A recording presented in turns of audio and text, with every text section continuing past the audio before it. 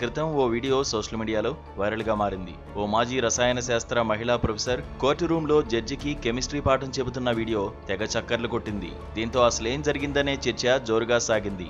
అయితే తాజాగా కోర్టు రూమ్లో పాఠాలు చెప్పిన ఆమెకు జీవిత ఖైదు విధిస్తూ మధ్యప్రదేశ్ హైకోర్టు తీర్పును వెలువరించింది. ఆ మాజీ ప్రొఫెసర్ పేరు మమతా పాఠక్. భర్త హత్య కేసుకు సంబంధించి ఆమె సొంతంగా హైకోర్టుకు అప్పీల్ చేసుకుని కేసును వాదించుకోవడం చర్చనీయాంశమైంది.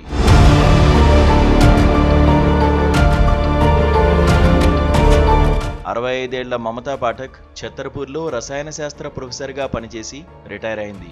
ఆమె తన భర్త డాక్టర్ నీరజ్ పాఠక్ను హత్య చేసిందనే ఆరోపణతో కోర్టులో ఇన్నాళ్లు వాదనలు నడిచాయి. 2021లో ఛత్తర్పూర్లోని వారి నివాసంలో అనుమానాస్పద స్థితిలో నీరజ్ పాఠక్ మరణించాడు.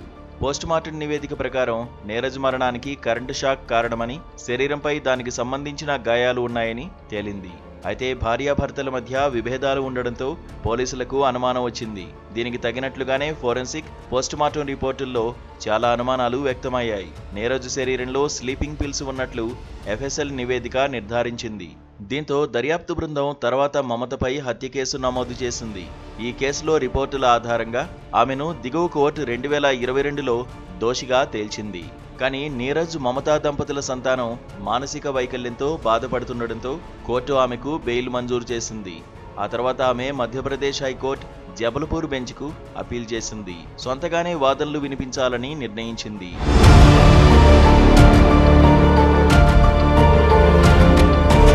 న్యాయ సహాయాన్ని నిరాకరించిన మమత తన రసాయన శాస్త్ర నైపుణ్యాన్ని ఉపయోగించి సొంతంగా వాదనలు వినిపించింది.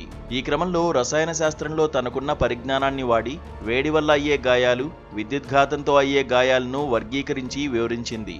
పోస్టుమార్టం చేసిన డాక్టర్ పొరబడి ఉంటారని పేర్కొంది.